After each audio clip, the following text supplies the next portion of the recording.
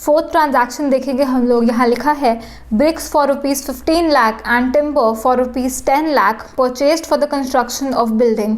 The payment was made by check.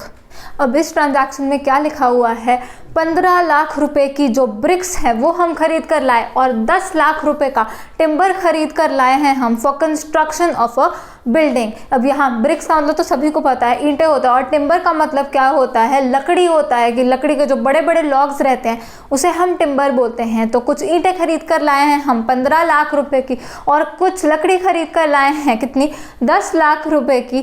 किस चीज़ के लिए, बिल्डिंग को कंस्ट्रक्ट करने के लिए। अब जो भी खर्चा करते हैं ऑन द एक्विजिशन या to bring that fixed asset into existence, उसे हम क्या बोलते हैं, उसे हम बोलते हैं capital expenditure. It is added to the cost of that particular fixed asset.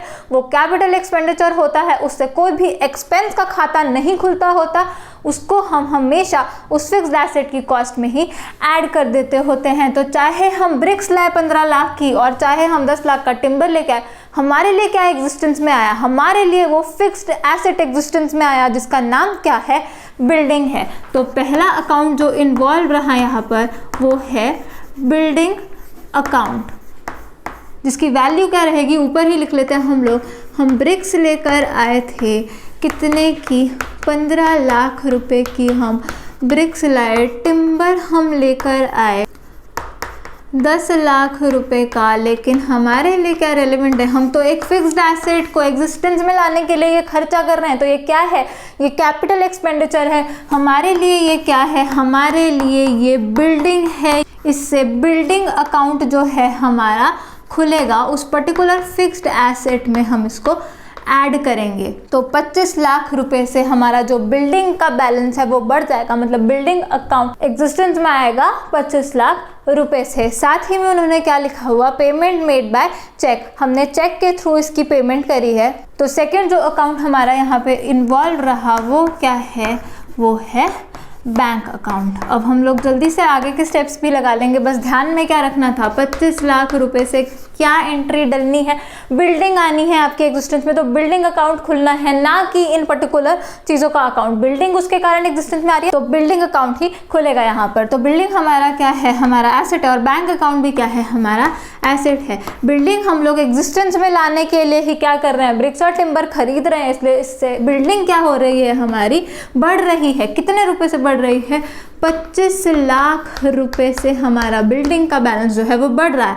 Bank account, bank के थ्रू हमने पेमेंट करी कितने रुपए, 25 लाख पूरे के पूरे जो हैं हमने बैंक के थ्रू ही पे करे हैं। अगर उसने लिखा होता कि ब्रिक्स की पेमेंट तो आप बैंक के थ्रू कर रहे हो, लेकिन टिम्बर की पेमेंट आप चेक के थ्रू करो, तो आप बैंक अकाउंट में कितने लिखते, बैंक अकाउंट कम करते 15 लाख रुपए से, और कैश अकाउंट कितने से कम कर देते, 10 लाख रुपए से कम कर देते। लेकिन बिल्डिंग अकाउंट तो भी कितना रहना था, 25 लाख का ही रहना था, क्योंकि 25 लाख का एक एसेट जिसका नाम बिल्डिंग है वो एग्जिस्टेंस में आया है। तो बैंक अकाउंट हमारा कम होगा 25 लाख रुपए से। अब बिल्डिंग अकाउंट हमारा एसेट बढ़ रहा है, debit increase in asset, bank account भी एसेट कम हो रहा है, क्रेडिट डिक्रीज इन एसेट। तो इस जर्नल एंट्री को भी हम लोग जल्दी से यहाँ लिख लेंगे। तो जर्नल एंट्री तो बहुत ही आसान है, बस एक एसेट एग्जिस्टेंस में आ रहा है बिल्डिंग के नाम से, तो building account debit ₹25 lakh to bank account, फिर से ₹25 लाख। साथ ही में आप लोग नरेशन भी लिखेंगे, being bricks for ₹15 lakh and timber for ₹10 lakh purchased for construction of a building. Next transaction देखेंगे हम लोग, यहाँ लिखा है purchase an old machinery for ₹1 lakh and spent ₹5,000 on its carriage and ₹20,000 on its immediate repairs. Entire payment is made by cheque. अब ये वाली transaction जो है ये बहुत ही ज़्यादा इम्पॉर्टेंट है। तो ये जो था ये हमारा वर्किंग नोट नंबर 4 था, और अब जो हम बनाएंगे वो होगा हमारा वर्किंग नोट नंबर 5। तो यहाँ पे उसने हमें क्या बोला है, एक मशीनरी खरीद कर ला रहे हैं जो कि एक ओल्ड मशीनरी है। कितने रुपए की, 1 लाख रुपए की एक ओल्ड मशीनरी खरीद कर ला रहे हैं। साथ ही में क्या बोला कि 5,000 तो हमने उसके कैरेज पर पे कर दिया, मतलब जो ट्रांसपोर्टेशन का हमें खर्चा पड़ा वो कितना, 5,000 पड़ा, और साथ ही में हमने उसकी रिपेयर भी करवा ली। जब हम अक्वायर कर रहे थे उस मशीनरी को, उस ओल्ड मशीनरी को, कितने रुपए से, 20,000 20,000 रुपये की हमने रिपेयर्स भी करा ली और सारी जो पेमेंट थी वो किसके थ्रू करी, चेक के थ्रू हमने पेमेंट करी। तो अब हम ऑलरेडी बहुत ही अच्छे से सीख चुके हैं कि क्या कैपिटल एक्सपेंडिचर होता है, किसको हमने ऐड करना होता है एक फिक्स्ड एसेट की वैल्यू में, और क्या रेवेन्यू एक्सपेंडिचर होता है, मतलब कि क्या खर्चा होता है जिसको हमने ऐड नहीं करना होता, वो उसी time profit and loss account में हमारा डल जाता होता है। तो हमें पता है ओल्ड मशीनरी हमने खरीदी तो हमारे लिए क्या, हमारे लिए तो वो न्यू परचेज है। हमने जो भी खर्चा कर दिया, चाहे रिपेयर पे ही क्यों ना खर्चा किया हो, रिपेयर एक नॉर्मल खर्चा होता है, लेकिन वो रिपेयर करवाई कब है, on the acquisition of that old machinery. तो हमारे लिए क्या है, हमने जो अक्वायर करने के लिए वो खर्चा करा है, हमारे लिए वो मेजर रिपेयर है, वो कैपिटल एक्सपेंडिचर है। और ये रिपेयर की जो अमाउंट है ₹20,000, it will be added to the cost of that machinery. और कैरेज जो है, कैरेज तो ऐड होना ही होना है मशीनरी की अमाउंट में, क्योंकि हम मशीनरी को अपने तक लाने के लिए before it is put to use कोई खर्चा कर रहे हैं, वो तो कैपिटल एक्सपेंडिचर है ही है। लेकिन ध्यान में क्या रखना है, ये जो रिपेयर्स भी लिखा हुआ है यहाँ पे, इसको कोई भी नॉर्मल खर्चा नहीं मानेगा। ये रिपेयर हुई कब है, हुई तब है जब हमने इस मशीनरी को अक्वायर किया। This expenditure was done for the acquisition of that particular fixed asset. ये एक कैपिटल एक्सपेंडिचर है। तो सभी से मेरी रिक्वेस्ट है कि ये क्वेश्चन करने से पहले जाकर आप देखिए कि कैपिटल एक्सपेंडिचर और रेवेन्यू एक्सपेंडिचर में मेन जो डिफरेंसेस होते हैं वो क्या होते हैं, और साथ ही में आप लोग वो क्वेश्चन भी देखिए जो कैपिटल एक्सपेंडिचर का हम ऑलरेडी कर चुके हैं, ताकि आपको पता चले कि क्या एक्सपेंडिचर कैपिटल एक्सपेंडिचर होता है और कौन सा एक्सपेंडिचर रेवेन्यू एक्सपेंडिचर होता है। तो अब 1 लाख रुपए की आपने खरीदी, पर क्या सिर्फ 1 लाख से आप अपनी मशीनरी को बढ़ाओगे? नहीं, 1 लाख प्लस 5,000 जो कैरेज पे करा प्लस 20,000 जो रिपेयर के खर्चा आपने कर दिया उस मशीनरी के ऊपर, ये सभी एडअप हो जाएगा और उससे आप मशीनरी अकाउंट को अपना डेबिट करोगे। हम ये चीज़ यहाँ पर सही से लिखेंगे। पहले तो हमने एक ओल्ड मशीनरी खरीदी, कितने की? 1 लाख रुपए की। तो सारी अमाउंट हमारी रुपीज़ में ही होती हैं।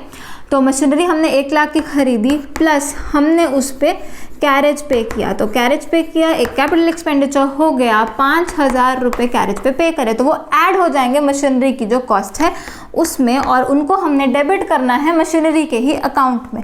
प्लस यहाँ पे इम्पॉर्टेंट क्या है कि जो रिपेयर्स है वो मशीनरी को एग्जिस्टेंस में लाने के लिए हमने पे किया है on the acquisition of the machinery. चाहे वो मशीनरी ओल्ड मशीनरी थी, लेकिन हमारे लिए तो वो न्यू परचेज है, हमने तो उसको अभी अभी एक्वायर किया है, तो उस पर जो हम रिपेयर्स कर रहे हैं वो भी कैपिटल एक्सपेंडिचर है और वो भी ऐड होगा इस मशीनरी की कॉस्ट में। तो 20,000 रुपये जो हमने पे करे रिपेयर्स के भी, वो भी ऐड हो गया, और हमारे पास जो मशीनरी आई वो 1 लाख रुपए वाली नहीं आई। हमारे पास मशीनरी आई 1 लाख प्लस 5,000 प्लस 20,000, 1,25,000 रुपये वाली मशीनरी हमारे पास आई है। अब हम लोग जल्दी से लिखेंगे कौन से अकाउंट्स इन्वॉल्व हैं। तो सिर्फ 2 अकाउंट्स इन्वॉल्व रहे, एक तो मशीनरी अकाउंट, क्योंकि बाकी सारी चीज़ें तो मशीनरी में ही ऐड होनी थी, और दूसरा अकाउंट क्या, हमने चेक के थ्रू पेमेंट करी तो बैंक अकाउंट इन्वॉल्व हो जाएगा। मशीनरी अकाउंट हमारा एसेट है, बैंक अकाउंट भी एसेट है। मशीनरी परचेज कर लाए, मशीनरी हमारी बढ़ गई, कितने रुपए से बढ़ी? 1,25,000 रुपये से बड़ी है, और यही इम्पॉर्टेंट चीज़ है। और बैंक अकाउंट जो हमारा है, बैंक के थ्रू पेमेंट करी तो बैंक अकाउंट हमारा कम हो जाएगा, कितने रुपए से? जितना पे किया, 1,25,000 रुपये से ही हमारा बैंक अकाउंट कम हो जाएगा। जल्दी से रूल भी लगाएंगे। मशीनरी अकाउंट एसेट, एसेट हमारा बढ़ गया, डेबिट इंक्रीज इन एसेट, और बैंक अकाउंट हमारा एसेट, एसेट हमारा कम हो गया, क्रेडिट डिक्रीज इन एसेट। इसे भी हम यहाँ पर लिख लेंगे। तो जर्नल एंट्री हमारे पास बनी, machinery account debit to bank account. Value क्या है इस एंट्री की? 1,25,000 वाली मशीनरी आई हमारे पास, और 1,25,000 से ही हमारा बैंक का बैलेंस कम हो गया। नरेशन आप लोग लिखेंगे, big machinery purchase for ₹1 lakh and ₹5,000 paid on its carriage and ₹20,000 paid on its repairs. Last transaction देखेंगे हम लोग। यहाँ लिखा है paid ₹2,500 for repairing the office furniture. तो अब लास्ट ट्रांजैक्शन में क्या लिखा हुआ है कि हमने 2500 रुपये पे करे, किस लिए? रिपेयर करवाई है हमने अपनी ऑफिस फर्नीचर की। तो अब ये जो रिपेयर है ये नॉर्मल रिपेयर है, कहीं नहीं लिखा हमने फर्नीचर को एक्वायर करने के लिए, उसको एग्जिस्टेंस में लाने के लिए ये रिपेयर करवाई। ये एक नॉर्मल रिपेयर है। जो नॉर्मल रिपेयर होती है वो रेवेन्यू एक्सपेंडिचर होता है, वो एक नॉर्मल खर्चा होता है। कोई फर्नीचर का अकाउंट इसमें इन्वॉल्व नहीं होगा। ये एक नॉर्मल खर्चा है जिसका नाम क्या है, यहाँ पर मैंने लिखा वर्किंग नोट नंबर 6। ये एक नॉर्मल खर्चा है जिसका नाम क्या है? रिपेयर्स। तो रिपेयर्स अकाउंट पहला अकाउंट है जो यहाँ पर इन्वॉल्व होगा। कोई भी यहाँ पर फर्नीचर अकाउंट नहीं लिखेगा, क्योंकि ना तो ये कोई न्यू फर्नीचर है जो एग्जिस्टेंस में आ रहा है, ना ही कोई मेजर रिपेयर कर रहे हैं हम इसके ऊपर। ये एक नॉर्मल रिपेयर है, ये एक रेवेन्यू एक्सपेंडिचर है, ये एक नॉर्मल खर्चा है। तो रिपेयर्स अकाउंट के नाम से ये एक्सपेंस का अकाउंट हमारा यहाँ पर इन्वॉल्व हो गया। और दूसरा अकाउंट जो इन्वॉल्व रहा उसमें लिखा हुआ है कि बस पेड ₹2500 एज रिपेयर्स। तो कुछ भी नहीं लिखा हुआ पेमेंट किसके थ्रू करी। तो हमेशा क्या मानते हैं, कैश के थ्रू ही पेमेंट करी हमने। तो दूसरा अकाउंट जो इन्वॉल्व रहा वो है कैश अकाउंट, क्योंकि जब भी हम चेक के थ्रू पेमेंट करते हैं या बैंकिंग रूट इन्वॉल्व होता है वो हमेशा क्वेश्चन में स्पेसिफाई किया होता है। जब भी नहीं किया मतलब क्या है, कैश में ही हमने पेमेंट करी है। तो इजी सी जर्नल एंट्री है ये, बस ध्यान में क्या रखना था, यहाँ पर रिपेयर्स अकाउंट इन्वॉल्व होगा क्योंकि ये नॉर्मल रिपेयर्स हो रही हैं यहाँ पर। तो रिपेयर्स अकाउंट हमारा एक्सपेंस है और कैश अकाउंट हमारा एसेट है। तो रिपेयर्स हमने कराई, एक्सपेंसेस वाली लिस्ट हमारी बढ़ गई और कैश हमने पे किया, तो कैश का बैलेंस हमारा कम हो गया। रिपेयर्स एक्सपेंस हमारा बढ़ गया, डेबिट इंक्रीज इन एक्सपेंसेस, और कैश अकाउंट एसेट हमारा कम हो गया, क्रेडिट डिक्रीज इन एसेट। अब हम लोग इसकी जर्नल एंट्री भी यहाँ पर लिख लेंगे। तो इसकी जर्नल एंट्री बनी repairs account debit to cash account. Amount भी हम लोग लिखेंगे सामने, 2500 रुपीज़ का एक खर्चा कर आए हैं और किस में पे कर दिया, 2500 रुपये ही हफ्ता कैश हमने कम कर लिया। नरेशन लिखेंगे being ₹2500 paid for repair of office furniture. तो इसी के साथ जो ये वाला क्वेश्चन है हमारा, जो कि स्ट्रेस करता था on the topic expenditure related on acquisition of a fixed asset, यहाँ पर ख़त्म होता है। आई होप सभी को विद लॉजिक एक एक चीज़ समझ में आई हो और कैसे आप लोगों की थिंकिंग मेथोडोलॉजी रहती है while solving any question which is related to journal, वो भी आप लोगों को अच्छे से समझ में आ गया हो। इसमें आपको ध्यान सिर्फ क्या रखना है, हर चीज़ का मतलब बहुत ही अच्छे से आप लोगों को समझ में आना चाहिए। अगर आपको उस चीज़ का मतलब पता है तो आपको पता ही होगा कि वो चीज़ है क्या और उसका इफ़ेक्ट भी आपको पता होगा, तो आप कभी भी कोई क्वेश्चन गलत नहीं करेंगे। तो इस पर्टिकुलर टॉपिक में जो ध्यान में बात रखनी है, सिर्फ जो खर्चा हो रहा है एक फिक्स्ड एसेट के ऊपर, उसको अक्वायर करने के लिए, उसको एग्जिस्टेंस में लाने के लिए before it is put to use, वो तो क्या है, वो कैपिटल एक्सपेंडिचर है। और बाकी जो नॉर्मल खर्चा रह रहा है after it is put to use, वो क्या होता है, वो रेवेन्यू एक्सपेंडिचर होता है। और ध्यान में रखने वाली चीज़ एक और है कि फिक्स्ड एसेट पे ही जो खर्चा हो रहा है उसी को आप कैपिटल एक्सपेंडिचर बोल रहे हो। जब गुड्स हमने परचेज किए तो कभी भी हमने कैपिटल एक्सपेंडिचर के बारे में सोचना ही नहीं है, क्योंकि वो हमेशा रेवेन्यू एक्सपेंडिचर होगा, क्योंकि परचेजेस अकाउंट इन्वॉल्व हो जाता है और एक सेपरेट अकाउंट खुलता है उस पर्टिकुलर एक्सपेंस के नाम से। जैसा हमने क्वेश्चन में देखा कि कैरेज इन वर्ड्स हमने अलग से अकाउंट खोला था। So this is it for this lecture. Thanks for watching. Do share this video. I will see you in the next lecture. Keep smiling and keep learning. Bye bye.